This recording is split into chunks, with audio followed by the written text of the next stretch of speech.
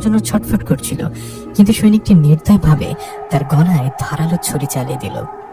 ফিনকিতে রক্ততপ্ত ছিটকে পড়লো কফিনের ভেতরে। এভাবে এক একে 5টি মেয়েকেই নির্মম ভাবে বলি দেওয়া হলো। 5 মিনিটে রক্ত পড়ার সাথে সাথে কফিনের ভেতর থেকে প্রচন্ড তীব্র নীলচে আলো বিচ্ছিন্ন হতে শুরু করলো। সে আলো এতটাই তীব্র যে মশালের আলো তার কাছে ম্লান হয়ে গেল। রায় উম্মাদের মতো মন্ত্র পড়ে যাচ্ছে। হঠাৎ দেখা গেল আকাশ ভেদ করে কালো ধোঁয়ার মতো অশরীর ছায়ারা নিচে নেমে আসছে। সেই ছায়াগুলো পাক খেতে খেতে একে একে মমির শরীরের ভেতর প্রবেশ করতে লাগলো। মরা মানুষ বা মমিটা যেন সেই কালো শক্তি শুষে নিচ্ছে। এক পৈশাচিক শক্তিতে পুরো জঙ্গল কেঁপে উঠল। সেই তীব্র নীল আলো আর কালো ছায়ার খেলা থামতেই এক হাড়হিম করা অদৃশ্য দেখা গেল। কফিনের ভেতর থেকে ধীরে ধীরে উঠে দাঁড়ালো 1000 বছরের পুরনো মমি। তার সারা শরীর জরাজীর্ণ সাদা ফিতে দিয়ে শক্ত করে পেঁচানো, মুখের অর্ধেকটা ঢাকা আর বাকি অর্ধেকটা উন্মুক্ত। সেখানে পছন্দের মাংস আর হাড় দেখা যাচ্ছে। মুখের এক পাশ যেন কোনো বন্য পশু খুবলে খেয়েছে। বিভৎস আর ভয়ঙ্কর সে চেহারা। তার কোটরের ভেতর দুটো চোখ দাও দাও করে জ্বলছে আগুনের মতো লাল হয়ে। রাইত এবং তার সঙ্গীরা ভয় এবং শ্রদ্ধায় কাঁপতে কাঁপতে তার সামনে হাঁটু গেড়ে বসলো। জঙ্গলের বাতাস তখনও ভারী, যেন প্রকৃতির শ্বাস বন্ধ হয়ে আছে। গম্ভীর এক কণ্ঠে মমি সালকারুস কথা বলে উঠল। তার কণ্ঠস্বরে যেন পাতালপুরের প্রতিধ্বনি। তোরা আমায় অন্তত ঘুমের দেশ থেকে মুক্ত করেছিস। তোদের প্রতি আমি প্রসন্ন। বল কি চাস তোরা? আমি তোদের সব ইচ্ছা পূরণ করব। রায় মাথা তোলার সাহসে বুক বাঁধলো। তার চোখে ক্ষমতার লোভ চকচক করছে। আমাদের একটা ইচ্ছা, আমরা এই আরিকান ভ্যালি এবং তার আশেপাশের পুরো এলাকা দখল করতে চাই। এখানে আমার নিজেদের সাম্রাজ্য গড়ে তুলব, যেখানে আপনারা আমাদের রাজত্ব চলবে। সার্কারুস আর জ্বলন্ত লাল চোখ দুটো একবার চারপাশ বুলিয়ে নিল। তারপর পৈশাচিক হাসি হেসে বলল, খুব তাড়াতাড়ি তোদের সেই ইচ্ছা পূর্ণ হবে। এই বলে সে ধীরে কিন্তু ভারী পদক্ষেপে সামনের দিকে অগ্রসর হতে লাগলো। তার প্রতিটি পদক্ষেপে মাটি কেঁপে উঠছে। এদিকে ক্যাম্পে নীল একা বসে আছে। তার চারপাশে 2-3 জন সৈনিক পাহারায়। হঠাৎ রাতের নিস্তব্ধতা ভেঙে গুলির আওয়াজ ভেসে এলো। নীল চমকে পেছনে তাকাতেই দেখলো ক্যাম্পের দিকে লক্ষ্য করে এলো পাতারে গুলি চালাতে লাগলো 2-3 জন অচেনা লোক ছুটে এসেছে। হয়তো তারা কোনো বিদ্রোহী গ্রুপ বা বেঁচে যাওয়া গ্রামবাসী। চোখের পলকে নীলের পাহাড়ে থাকা 2 জন সৈনিক গুলি খেয়ে লুটিয়ে পড়ল। নীল বুঝলো এখানে থাকা মানে নিশ্চিত মৃত্যু। সে জীবন বাঁচাতে দৌড় দিল, কিন্তু শেষ রক্ষা হলো না। একটা তপ্ত বুলেট এসে লাগলো তার পিঠে, আর একটা ঠিক হাঁটুর নিচে। যন্ত্রণায় কুকিয়ে উঠে সে মুখ থুবড়ে মাটিতে পড়ে গেল। রক্তে ভিজে যাচ্ছে মাটি। ঝাপসা চোখে দেখলো আক্রমণকারীরা তার দিকে এগিয়ে আসছে তাকে শেষ করে দেওয়ার জন্য। নীল যখন চোখ বোঝা মৃত্যুর প্রহর গুনছিল, ঠিক তখনই এক বিশাল ছায়া তার উপর এসে পড়ল। চোখ মেলে দেখলো সেই ভয়ঙ্কর মমি সার্কারুস তার সামনে ঢালের মতো দাঁড়িয়ে আছে। আক্রমণকারীরা সার্কারুসকে দেখে ভড়কে গেল না, আরো ক্ষিপ্ত হয়ে তার দিকে গুলি চালাতে লাগলো। কিন্তু অবাক কাণ্ড, বুলেটগুলো তার শরীরে আঘাত করছে ঠিকই, কিন্তু কোনো ক্ষতি করতে পারছে না, যেন ধুলোবালির মতো ঝরে পড়ছে। সালকারুস বিরক্ত হয়ে গর্জে উঠলেও সে চোখের পলকে এক আক্রমণকারীর সামনে গিয়ে তার বুকের ভিতরে হাত ঢুকিয়ে দিল। কোনো বাধা ছাড়াই হাড় মাংস ভেদ করে এক টানে তার কলিজাটা শরীর থেকে বের করে আনলো। লোকটি চিৎকার করার সুযোগও পেল না। বাকি 2 জনের একজন ভয়ে কাঁপতে কাঁপতে গুলি চালাচ্ছিল। সালকারুস তাকে এক হাতে শূন্য তুলে ধরলো, তারপর পাশের একটা মোটা গাছের গুড়ির সাথে সজোরে আছাড় মারলো। লোকটার মাথা থেতলে রক্ত বেরোতে লাগলো। শেষজন এসব দেখে দৌড়ে পালানোর চেষ্টা করলো। সার্কারুস হাসলো, তার হাতটা বাড়ি দিল, আর অবিশ্বাস্যভাবে সে হাত সাপের মতো লম্বা হয়ে দৌড়াতে থাকা লোকটির পা চেপে ধরলো। তারপর তাকে টেনে কাছে এনে 2 হাতের 2 পা ধরে এক টানে শরীরটাকে চিরে দুভাগ করে ফেললো। রক্ত আর নাড়ি ভরে কি জঙ্গলে ভেসে গেল। রায়েদ এবং বাকিরা যখন ঘটনাস্থলে পৌঁছালো তখন সব শান্ত। সালকারুস দাঁড়িয়ে আছে লাশের স্তূপের মাঝে।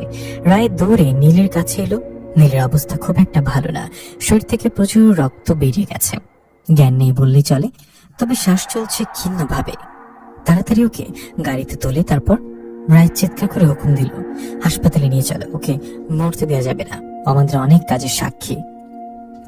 নীলকে ধরাধরি করে একটা জিপে তোলা হলো। গাড়িটা দ্রুত গতিতে সেই পরিত্যক্ত হাসপাতালের দিকে ছুটল, যেখানে হয়তো তিশা অপেক্ষা করছে তার ভাগ্যের এক নির্মম পরিহাস দেখার জন্য। হাসপাতালটার ভাঙাচোরা দেয়াল আর স্যাঁতস্যাঁতে মেঝের মাঝে কিছু প্রাণের সঞ্চার হয়েছে। তিশা, সিমরান আর রাজীবের আপ্রাণ চেষ্টায় বেশ কয়েকজন সৈনিক মোটামুটি সুস্থ উঠেছে, তবে পরিবেশটা এখনো অসহনীয়। চারিদিকে রক্তের দাগ, পচা গন্ধ আর ওষুধের গন্ধ মিলেমিশে একাকার। রাতে তাদের জন্য যে খাবার দেওয়া হয়েছে তা দেখে সিমরানের গা গুলি উঠল। বাসি রুটি আর ডাল তা পচা গন্ধে ভরা। সে প্লেটটা ঠেলে দিয়ে বলল, এই পচা গন্ধের মধ্যে বসে এই খাবার মুখে দেব কি করে? বমি আসছে আমার। রাজীব দীর্ঘশ্বাস ফেলে বলল, খেয়ে নাও সিমরান, জানি কষ্ট হচ্ছে, কিন্তু না খেলে শরীর দুর্বল হয়ে যাবে, তখন আমরা নিজেরাই অসুস্থ হয়ে পড়ব। এই নরকে টিকে থাকতে হলে গায়ের জোরটা দরকার। সিমরান চোখ মুছে বলল, জানি না কবে মুক্তি পাবো এখান থেকে, আদৌ কি কোনোদিন বাড়ি ফিরতে পারবো? তিশা চুপচাপ তার প্লেটের দিকে তাকিয়েছিল। সিমরানের কথায় সে মুখ তুলে বলল, মুক্তি এমনি এমনি মিলবে না রে, ওরা আমাদের স্বেচ্ছায় যেতে দেবে বলে মনে হয় না। আমাদের পালানো ছাড়া কোনো গতি নেই, সুযোগ খুঁজছি আমি। কোনো মতে খাওয়া শেষ করে ওরা মেঝের এক কোনায় কম্বল পেতে শুয়ে পড়ল। ক্লান্তিতে সিমরান আর রাজীবের চোখ বুঝে হলেও তিশার চোখে ঘুম নেই। অজানিক আশঙ্কায় বুকটা দুরুদুরু করছে। বাড়ির কথা মনে পড়তে চোখের কোণ ভিজে উঠল। বাবা মা কেমন আছেন কে জানে। আর নীল, আজ বারবার নীলের কথা মনে পড়ছে।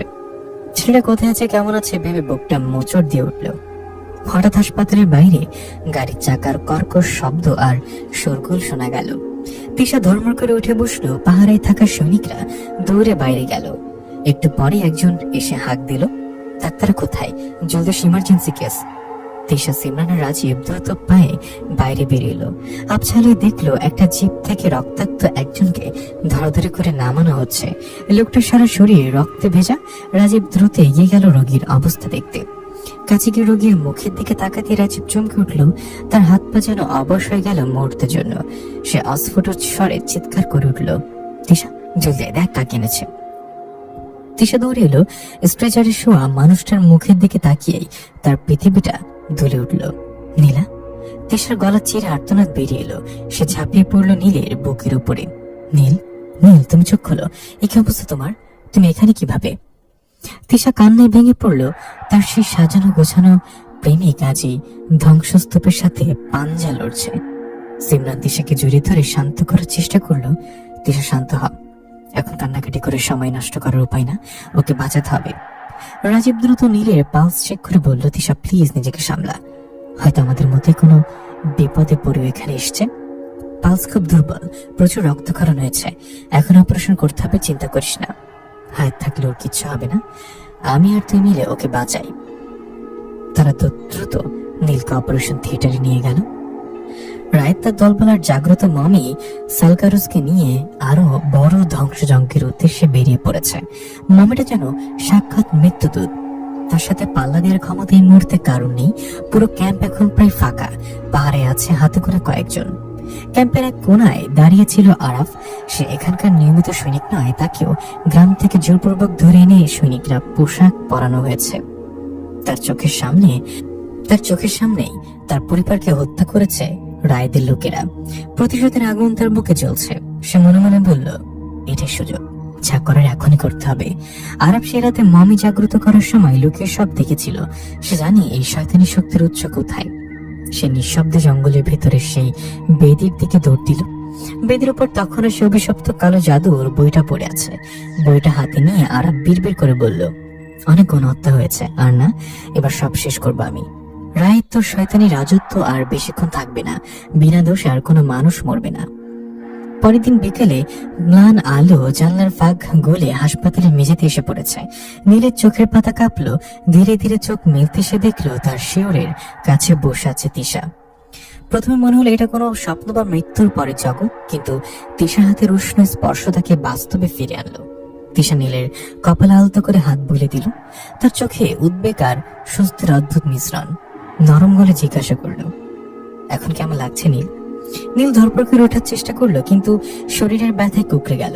সে বিস্ময় ভরা চোখে তাকিয়ে বলল, তিশা তুমি তুমি এখানে কিভাবে? আমি কি স্বপ্ন দেখছি?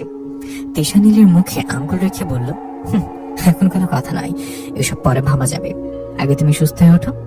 তিশা পরম মমতায় নীলের সেবা করতে লাগলো, যেন এই ধ্বংসস্তূপের মাঝে নীলই তার একমাত্র বেঁচে থাকার অবলম্বন। অন্যদিকে আরাফ একা পালিয়ে বেড়াচ্ছে। গতরাতে রায়দের বাহিনী আর সেই পৈশাচিক মমি সালকারুস অগণিত মানুষকে হত্যা করেছে। আরব সে বিভীষিকা নিজের চোখে দেখেছে তার হাতে সে কালো জাদুর বইটা, যেটা সে চুরি করে এনেছে। একটা নির্জন গুহার মতো জায়গায় এসে আরব থামলো। জায়গাটা নিরাপদ মনে হচ্ছে। সে হাঁপাতে হাঁপাতে বইটা খুললো। মিশরীয় ভাষায় লেখা প্রাচীন লিপিগুলো সে কিছুটা বুঝতে পারছে, কারণ তার দাদা তাকে ছোটবেলায় এই ভাষা শিখিয়েছিলেন। বইটা পড়ে সে জানতে পারলো মমিটা যত মানুষ হত্যা করেছে তাদের আত্মা শুষে নিয়ে সে তত বেশি শক্তিশালী হচ্ছে। সাধারণ অস্ত্র দিয়ে তাকে আটকানো অসম্ভব। পাতার পর পাতা উল্টে আরাফ একটা সমাধান খুঁজে পেল। সেখানে লেখা, পৈশাচিক হাত থেকে বসান হলে 3 জন পবিত্র মনের মানুষকে একসাথে রাখতে হবে। তারা মন্ত্র পাঠ করে মমির ভিতর থেকে সে অশুভ শক্তিকে কিছুক্ষণের জন্য বের করে আনবে। ঠিক সেই মুহূর্তেই মমির দেহকে আগুনে পুড়িয়ে ধ্বংস করে দিতে হবে। আরাফ হতাশায় মাথায় হাত দিল। 3 জন? আমি তো একা, আর বাকি 2 জন কোথায় পাবো এই মৃত্যুপুরীতে? তাছাড়া মমি পর্যন্ত পৌঁছাতে হলে আগে রায়াত আর তার বিশাল বাহিনীকে পরাস্ত করতে হবে। রায়াত নিশ্চয়ই এতক্ষণ বই চুরির কথা জেনে গেছে এবং তাকে অন্যায় খুঁজছে। এখন একটি উপায়, পালিয়ে বেড়ানো এবং বিশ্বস্ত মানুষ খোঁজে নিজের দল ভারী করা। এদিকে রায়াত তার ক্যাম্পে বসে আছে। ক্ষমতার দম্ভে তার চোখ মুখ চকচক করছে, কিন্তু মমি সালকারুস কিছুটা দূরে দাঁড়িয়ে আছে। তার লাল চোখ দুটো ধিকে ধিকে জ্বলছে। সে রায়েদের দিকে তাকিয়ে গম্ভীর গলায় বলল, রায়েদ, তোর দলের মধ্যে এই বিশ্বাসঘাতক লোকে আছে। আরফ একা নয়, আরো অনেকে তোর বিরুদ্ধে ষড়যন্ত্র করেছে। রায়েদ চমকে উঠল। কি বলছো? সালকারুস হিসহিস করে বলল, দেরি করিস না, সবাইকে মারা শুরু কর, কারণ সবাই মিলে তোর সাথে বিশ্বাসঘাতকতা করবে।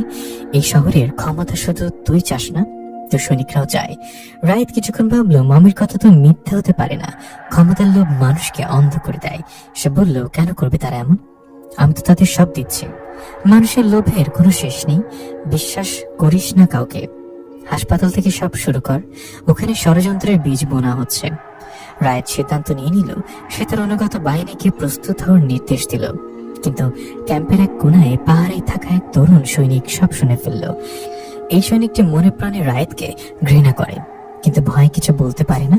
সে লুকিয়ে পকেট থেকে ফোনটা বের করে হাসপাতালে কল দিল। হাসপাতালের রাজীব ফোনটা রিসিভ করতেই ওপাশ থেকে ফিসফিস করে ভেসে এলো সতর্ক বাণী, ডাক্তার সাহেব পালান, রায়েদ বাহিনী আপনাদের সবাইকে মারার জন্য আসছে। মামি হুকুম দিয়েছে হাসপাতাল থেকে গণহত্যা শুরু করবে, সময় খুব কম, জলদি পালান। রাজীবের হাত থেকে ফোনটা প্রায় পড়ে যাচ্ছিল। সে দৌড়ে তিশার নীলের কাছে গেল। তার চোখে মুখে আতঙ্ক। সর্বনাশ হয়েছে, ওরা আসছে আমাদের মারতে, এখনই পালাতে হবে। হাসপাতালের পাহাড়ে থাকা সে সৈনিকটি হাঁপাতে হাঁপাতে ভেতরে এসে বলল, আপনারা আর এক মুহূর্ত দেরি করবেন না, জলদি পালান। রায়েদের বাহিনী যে কোনো সময় এখানে পৌঁছে যাবে, ওরা কাউকে জ্যান্ত রাখবে না। নীল শরীরের সমস্ত শক্তি সঞ্চয় করে কোনো মতো উঠে দাঁড়ালো। তার মুখটা ব্যথায় কুঁচকে আছে, কিন্তু চোখে দৃঢ় প্রতিজ্ঞা। সে বলল, আমাদের এখনই এখান থেকে বের হতে হবে, নয়তো আমরা সবাই মারা পড়ব। তিশা উদ্বিগ্ন হয়ে নীলের হাত ধরল। কিন্তু নীল, তুমি তো অসুস্থ, হাঁটতে পারবে? নীল তিশার দিকে তাকিয়ে ম্লান হাসলো। কোনো সমস্যা নেই, তুমি তো আছো আমার পাশে, পড়ে যেতে দেবো না জানি। রাজীব, সিমরান, তিশা আর নীল 4 জন মিলে পেছনের দরজা দিয়ে হাসপাতাল থেকে বেরিয়ে এলো। বাইরে তখন ঘুমট অন্ধকার, চারিদিকে দুর্ভেদ্য জঙ্গল, আর সামনেই বয়ে চলেছে বিশাল এক খরস্রোতা নদী। তাদের পালানোর একমাত্র পথ এই নদী। সেই সৈনিকটি তাদের একটি ছোট নৌকার কাছে নিয়ে এলো। সে বলল, এই নদী পার হয়ে তোমরা ওপারে চলে যাও। ওপারে একটা সাধারণ গ্রাম আছে, ওখানে তোমরা নিরাপদ থাকবে। আমি বাকি নৌকাগুলো ধ্বংস করে দিচ্ছি, যাতে ওরা সহজে তোমাদের পিছু নিতে না পারে। ওরা আর এক মুহূর্ত দেরি করলো না। 4 জন মিলে নৌকায় উঠে পড়লো। নীল আর রাজীব দুজনে মিলে বইটা হাতে নিল। নীলের শরীর খুব খারাপ লাগছে, প্রতিটি টানে পিঠের ক্ষতে টান পড়েছে। তবু সে দাঁতে দাঁত চেপে নৌকা চালাতে লাগলো। নদীর মাঝপথ দিয়ে দূর থেকে গুলির আওয়াজ শোনা গেল। তিশা পেছনে তাকিয়ে ভারত স্বরে বলল, ওরা মনে এসে পড়েছে, তাড়াতাড়ি করো। তারা প্রাণপণে বইটা চালালো। স্রোতের বিপরীতে যুদ্ধ করে অবশেষে নৌকাটি নদীর ওপারে ভিড়ল। ওরা গ্রামে পা রাখতেই গ্রামের লোকজন তাদের ঘিরে ধরল।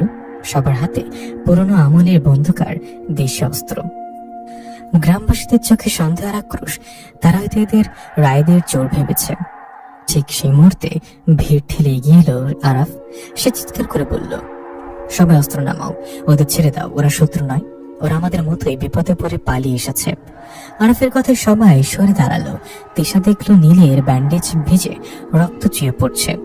সে দ্রুত আরাফকে বলল, ভাইয়া প্লিজ আমাদের একটু থাকার ব্যবস্থা করে দিন, ওর অবস্থা খুব খারাপ, এখনই বিশ্রাম আর চিকিৎসার দরকার। আরাফ মাথা নেড়ে তাদের নিয়ে একটা জরাজীর্ণ মাটির ভেতরে বাড়ির ভেতরে ঢুকলো। ঘরের এক কোনায় একটা আলমারি সরিয়ে ফেলতেই গোপন একটা দরজা বেরিয়ে এলো। সেখান দিয়ে তারা মাটির নিচে একটা সুড়ঙ্গে প্রবেশ করলো। নিচে একটা ছোট্ট বাংকার, সেখানে একটা বিছানা আর চিকিৎসার কিছু সাধারণ সরঞ্জাম রাখা আছে। আরাফ আর রাজীব ধরাধরি করে নীলাকে বিছানায় শুয়ে দিল। তিশা দ্রুত নীলের ক্ষত পরিষ্কার করে নতুন করে ব্যান্ডেজ করে দিল। নীলের মুখটা একটু শান্ত দেখালো। রাজীব একটা চেয়ারে বসে দীর্ঘশ্বাস ফেললো। এরা কারা? কেন এমন নির্বিচারে গণহত্যা চালাচ্ছে? আরাফ গম্ভীর মুখে বলল, এর হলো একটা আন্তর্জাতিক জঙ্গি গোষ্ঠী। এদের আসল উদ্দেশ্য এই আরাকান ভ্যালি আর তার আশেপাশের খনিজ সম্পদে ভরা এলাকা দখল করা। সাধারণ সৈনিক আর অস্ত্র দিয়ে সুবিধা করতে পারছিল না, তাই তারা এই নিষিদ্ধ কালো জাদুর আশ্রয় নিয়েছে। কিন্তু ওরা জানে না ওরা কি ভয়ঙ্কর আগুন নিয়ে খেলছে।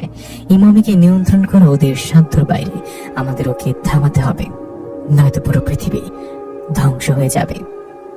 বিছানায় শুয়ে নীল দুর্বল স্বরে জিজ্ঞাসা করলো, কিন্তু কিভাবে থামবো ওকে? আরাফ তার ঝোলা থেকে সেই প্রাচীন বইটা বের করে বলল, সব বলে দেব, বইটাতে এর উপায় লেখা আছে। তবে আগে তোমাকে পুরোপুরি সুস্থ হতে হবে, কারণ এই লড়াইয়ে আমাদের প্রত্যেককে দরকার। ওদিকে রায়দের ক্যাম্পে মামি সালকারুস আগের চেয়েও ভয়ানক রূপ ধারণ করেছে। তার শরীর থেকে এখন অনবরত ঘন কালো ধোঁয়া বেরোচ্ছে। সে বিষাক্ত ধোঁয়া যার স্পর্শে আসছে তার শরীর মুহূর্তের মধ্যে শুকিয়ে কাঠ হয়ে যাচ্ছে। রায়দও এখন তার প্রভুর এই রূপ দেখে ভয় কাঁপছে, কিন্তু পিছু হটার আর কোনো পথ নেই। বাংকারের ভেতরে টিমটিম করে একটা লণ্ঠন জ্বলছে। আরাফ খুব মনোযোগ দিয়ে তিশা আর সিমরানকে সে প্রাচীন মিশরীয় মন্ত্রগুলো শিখিয়ে দিল। উচ্চারণে কোনো ভুল হওয়া চলবে না। ওদের পরিকল্পনা চূড়ান্ত হলো আরাফ, সিমরান আর তিশা মিলে ত্রিভুজাকারে দাঁড়িয়ে মন্ত্র পাঠ করে মমি সালকারুসকে একটা নির্দিষ্ট বৃত্তের মধ্যে আটকে ফেলবে। মন্ত্রের শক্তিতে মমির ভেতরের পৈশাচিক আত্মা দুর্বল হয়ে পড়বে। এই ঠিক সেই সুযোগে নীল আর রাজীব পেট্রোল ঢেলে মমির শরীর জ্বালিয়ে দেবে। শেষে এই অভিশপ্ত বইটা আগুনে পুড়িয়ে দিলেই সব শেষ। নীল ব্রুকুচকে জিজ্ঞাসা করলো, এটা কি সত্যি কাজ করবে আরাফ, যদি কোনো ভুল হয়? আরাফ দৃঢ় গলায় জবাব দিল, অবশ্যই কাজ করবে। এই বইয়ের একটাই একমাত্র পথ হিসেবে লেখা আছে, আমাদের হাতে আর কোনো বিকল্প নেই। রাজীব চিন্তিত মুখে বলল, কিন্তু রায়েদ আর তার বাহিনী মমিকে ধ্বংস করার আগে তো ওরা আমাদের শেষ করে দেবে। আগে রায়েদকে সরাতে হবে। আরাফ মাথা নেড়ে বলল, সেটা আমি দেখছি। তোমরা এখন খাবার খেয়ে একটু বিশ্রাম নাও, শরীর আর মন দুটোই তাজা থাকা দরকার। আমি একটু বাইরে থেকে আসছি, গ্রামের লোকেদের সাথে কথা বলে দেখি। আরাফ বেরিয়ে যেতেই ঘরের পরিবেশটা একটু শান্ত হলো। তিশা ধীর পায়ে এসে নীলের পাশে বিছানায় বসলো। নীলের চুলে আঙ্গুল বুলিয়ে দিতে দিতে নরম গলায় বলল, এখন কেমন লাগছে তোমার? নীল তিশার চোখের দিকে তাকিয়ে হাসলো, অনেক ভালো। তুমি পাশে থাকলে আমার আর কিচ্ছু লাগে না, সব ব্যথা উবে যাবে। তিশা নীলের কথায় মুচকে আসলো ঠিকই, কিন্তু তার চোখের কোণে পানি চিকচিক করছে। সে ধরা গলায় বলল, কিন্তু নীল, তোমার এই তিশা তো ভালো মানুষ না, সে আস্তে একটা স্বার্থপর। দেখো, তোমার চেয়ে ভালো অপশন পেয়ে তোমাকে ছেড়ে যেতে চেয়েছিল, আমি কথা দিয়েও কথা রাখিনি। নীল আলতো করে তিশার মুখে হাত রেখে তাকে থামিয়ে দিল। চুপ করো তো, এতে তোমার কোনো দোষ নেই তিশা। আমি জানি তুমি ইচ্ছে করে কিছু করনি, তুমি পরিস্থিতির শিকার ছিলে। মা বাবা চাপে পড়ে হয়তো সিদ্ধান্ত নিতে বাধ্য হয়েছিলে, ওসব নিয়ে এখন ভেবো না। তিশার কোনো কথা বলল না, শুধু নীলের গালে নিচের গাল ঠেকিয়ে চুপ করে রইল। নীল এক হাতে তিশার চুলে বিলি কেটে দিতে লাগলো। ভালোবাসার এই মুহূর্তটুকু যেন পৃথিবীর সমস্ত কোলাহল থেকে তাদের আলাদা করে দিল। কিছুক্ষণ পর তিশা উঠে বসলো। সিমরান এসে তিশার কাঁধে হাত রাখলো। সে বলল, তিশা, আমি জানি তুই নীল ভাইকে ছাড়া এক মুহূর্ত থাকতে পারবি না। আমার মনে হয় তোর নীল ভাইকে বিয়ে করা উচিত। তোর বাবা মা যতই জোর করুক, তুই আর ওদিকে ফিরে তাকাস না, নিজের সুখটা দেখ। রাজীব সাই দিয়ে বলল, হ্যাঁ তিশা, সিমরান একদম ঠিক বলেছে। একবার সত্যিকারে ভালোবাসা হারিয়ে ফেললে জীবনে আর কখনোই সুখী হতে পারবি না। টাকা পয়সা, স্ট্যাটাস, এসব দিয়ে সুখ কেনা যায় না। তিশা কোনো উত্তর দিল না, শুধু নীলের দিকে একবার গভীর দৃষ্টিতে তাকালো। সেই দৃষ্টিতে ছিল এক অকথিত প্রতিশ্রুতি। এদিকে রায়েদের ক্যাম্পে চলছে এক ভিন্ন নাটক। মমি সালকারুসের আদেশে রায়েদ একে একে তার সাথে সাথে থাকা সব বিশ্বাসী সৈনিককে হত্যা করেছে। ক্যাম্প জুড়ে এখন শুধু লাশের স্তূপ। রায়েদ রক্তমাখা হাতে মমির সামনে এসে দাঁড়ালো। তার চোখে মুখে উন্মাদনা। সব শেষ, বিশ্বাসঘাতকরা আর কোনো সম্ভাবনা নেই। এবার কি করব? এই পুরো এলাকা এখন আমাদের দিক দখলে। মমি সালকারুস স্থির হয়ে দাঁড়িয়েছিল। তার শরীর থেকে কালো ধোঁয়া বেরোচ্ছিল। সে দূরের গ্রামের দিকে আঙ্গুল তুলে বলল, ওই যে গ্রাম দেখছিস, ওখানে আরাফ নামের একজন আছে। সে আমার ধ্বংসের ষড়যন্ত্র করছে। তাকে শেষ করতে হবে, আর সবাইকে আমার পায়ের সামনে নত করতে হবে। রায়েদ উৎসুক হয়ে বলল, তাহলে দেরি কেন, চলুন এখনই ওই গ্রাম জ্বালিয়ে দিই। রায়েদ পা বাড়াতেই মমি সালকারুস হঠাৎ তার সামনে এসে পথ আটকে দাঁড়ালো। চোখের পলকে সে রায়েদের গলা শক্ত করে চেপে ধরল। রায়েদ ছটফট করতে লাগলো, কিন্তু তার মুখ দিয়ে কোনো শব্দ বের হলো না। সালকারুস তাকে এক ধাতেই শূন্যে তুলে ধরল। তার লাল চোখ দুটো রায়েদের চোখের দিকে স্থির হলো। তোর কাজ শেষ রায়েদ। তোর মতো লোভী আর বিশ্বাসঘাতকের আর কোনো প্রয়োজন নেই আমার। তোর আত্মাটা বেশ নোংরা, ওটা খেতে ভালো লাগবে। এই বলে সালকারুস রায়েদের মুখের কাছে নিজের মুখ নিয়ে এলো। রায়েদের শরীরের ভেতর থেকে ধোয়ার মতো একটা অভাব বেরিয়ে মমির মুখের ভেতরে ঢুকতে লাগলো। মমির শরীর থেকে বের হওয়া কালো ধোঁয়া রায়েদের শরীরে ঢুকতে তাকে ভেতর থেকে পুড়ে দিল। কিছুক্ষণ ছটফট করার পর রায়েদ নিথর হয়ে গেল। সালকারুস তাকে মাটির উপরে ছুঁড়ে মারল। রায়েদের শুকনো দেহটা পড়ে রইল, আর মমি সালকারুস বাতাসের সাথে মিশে অদৃশ্য হয়ে গেল। তার গন্তব্য এখন একটাই, আরাফ এবং তার সঙ্গীরা। ভোরের আলো ফুটতে আরাফ দেখলো রায়েদের ক্যাম্পে জনমানবহীন, শুধু ছড়িয়ে ছিটে আছে লাশের স্তূপ। রায়েদের দলের কেউ আর বেঁচে নেই। মমি সালকারুস নিজের হাতে সবাইকে শেষ করেছে। এটা আরাফের দলের জন্য একদিক থেকে ভালো হলো, প্রতিপক্ষ এখন শুধু একজন, সে মমি। কিন্তু সে একজনই হাজার সৈন্যর সমান। সকালবেলা গ্রামের মাঝখানে খোলা জায়গায় গ্রামবাসীদের জড়ো করলো আরাফ। সবার চোখে মুখে আতঙ্ক। আরাফ সবাইকে সাহস দেওয়ার চেষ্টা করছিল, ঠিক তখনই বাতাসের গতিপথ বদলে গেল। আকাশ কালো করে এক অশুভ ছায়া নেমে এলো গ্রামের উপরে। ধুলোর ঝড় তুলে ঠিক তাদের সামনে এসে দাঁড়ালো মমি সালকারুস। তার উপস্থিতি যেন মৃত্যু ঘোষণা করেছে। গ্রামবাসীরা ভয়ে চিৎকার করে এদিক ওদিক পালাতে শুরু করলো। আরাফ বিন্দুমাত্র বিচলিত না হয়ে সালকারুসের মুখোমুখি রুখে দাঁড়ালো। সালকারুস তার জ্বলন্ত লাল চোখে আরাফের দিকে তাকিয়ে হুঙ্কার ছাড়ল, মূর্খ মানব, এখনো সময় আছে। আমার পায়ে লুটিয়ে পড়, আমার দাসত্ব মেনে নে, হয়তো প্রাণটা বেঁচে যাবে। আরাফ দৃঢ় কণ্ঠে জবাব দিল, এটা কখনোই সম্ভব হবে না। আমরা স্বাধীন মানুষ, কোনো পিশাচের দাসত্ব করার জন্য জন্মাইনি। সালকারুস অট্টহাসিতে ফেটে পড়ল। সে হাসিতে চারপাশের গাছপালা পর্যন্ত কেঁপে উঠল। তাহলে মরতে প্রস্তুত হ। বলতে বলতে মমির শরীর থেকে গলগল করে বিষাক্ত কালো ধোঁয়া বের হতে শুরু করলো। সেই ধোঁয়া সাপের মতো এক এক দিকে ছড়িয়ে পড়তে লাগলো। গ্রামে যে মানব বা প্রাণী এই ধোঁয়ার সংস্পর্শে এলো, মুহূর্তের মধ্যে তাদের শরীর শুকিয়ে কাঠ হয়ে লুটিয়ে পড়লো মাটিতে। দেরি না করে আরাফ চিৎকার করে সে প্রাচীন মিশরীয় মন্ত্র পড়তে শুরু করলো। মন্ত্রের প্রথম শব্দ উচ্চারিত হতেই সালকারুস চমকে উঠল। সে যেন এক অদৃশ্য দেয়ালে ধাক্কা খেল। তার কালো ধোঁয়ার গতি কমে এলো। ঠিক পরিকল্পনা মতো তিশার সিমরান আড়াল থেকে বেরিয়ে এলো। তারা দুজনের আরাফ মিলে মমিকে মাঝখানে রেখে ত্রিভুজাকৃতি বা পিরামিডের মতো করে তিন কোণায় দাঁড়ালো। তিনজনে একই সুরে উচ্চস্বরে সে পবিত্র মন্ত্র পাঠ করতে লাগলো। বাতাসে মন্ত্রের ধ্বনি প্রতিধ্বনিত হতে লাগলো। সালকারুস যন্ত্রণায় ছটফট করতে শুরু করলো। সে বারবার কালো জাদুর শক্তি দিয়ে আরাফদের আক্রমণ করার চেষ্টা করলো, কিন্তু মন্ত্রের প্রভাবে তৈরি হওয়া এক অদৃশ্য সুরক্ষা বলই তাকে প্রতিহত করে দিল। তার শক্তি দ্রুত নিঃশেষ হয়ে আসছিল। হঠাৎ আকাশ ঘন কালো মেঘে ঢেকে গেল। মেঘের বুক চিরে এক তীব্র আলোর ঝলকানি দেখা দিল। মমির শরীর দুমড়ে মুচড়ে যেতে লাগলো, আর তার ভেতর থেকে লাল রঙের বিভৎস সব ছায়া ও পিশাচ আত্মা আর্তনাদ করতে করতে বেরিয়ে আসতে লাগলো। মন্ত্রের টানে তারা আর মমির শরীরে থাকতে পারছিল না। এই সুযোগ আরাফ ইশারা করতে নীল আর রাজীব দৌড় এলো। তারা আগে থেকে প্রস্তুত ছিল দুর্বল হয়ে পড়া মমিটাকে তারা দুজনে মিলে পাজাকোলা করে ধরলো। মমিটা তখনও গোম গাচ্ছে। তারা প্রাণপণে দৌড়ে মমিটাকে টেনে নিয়ে গেল গ্রামের এক প্রান্তে, যেখানে আগে থেকে দাও দাও করে আগুন জ্বলছিল। আরাফ, তিশার, সিমরান মন্ত্র পড়তে পড়তে তাদের পিছু পিছু গেল।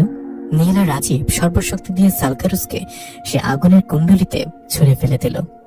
আগুনের স্পর্শ পেতেই মমিটা বিকট এক চিৎকার করে উঠল, যা মানুষের কানে সহ্য করার মতো নয়। মনে হলো হাজার হাজার আত্মা একসাথে কেঁদে উঠল। আগুনের লিলিহান শিখা মমিটাকে গ্রাস করে নিল। আকাশের কালো মেঘ কেটে গেল, লাল রঙের পিশাচ আত্মাগুলো ধোঁয়ার মতো মিলে গেল শূন্যে। মুহূর্তের মধ্যে গ্রামের পরিবেশ শান্ত হয়ে এলো। রোদ উঠে ঝকঝক করছে। আরাফ আগুনের দিকে তাকিয়ে স্বস্তির নিঃশ্বাস ফেলল। সে গ্রামবাসীদের উদ্দেশ্যে ঘোষণা করল, আজ থেকে তোমরা মুক্ত, এই অভিশাপ শেষ হয়েছে। পুরো শহর আর গ্রাম জুড়ে এক অদ্ভুত মিশ্র অনুভূতি ছড়িয়ে পড়ল। একদিকে মুক্তির আনন্দ, অন্যদিকে স্বজন হারানো শোক। তবে অন্ধকারের রাজত্ব শেষ হয়েছে, এটাই বড় কথা। বেশ কিছুদিন কেটে গেল। পরিস্থিতি এখন অনেকটাই স্বাভাবিক। আরাফ, নীলা, তিশা, সিমরান আর রাজীবকে তাদের দেশে ফেরানোর সব ব্যবস্থা করে দিল।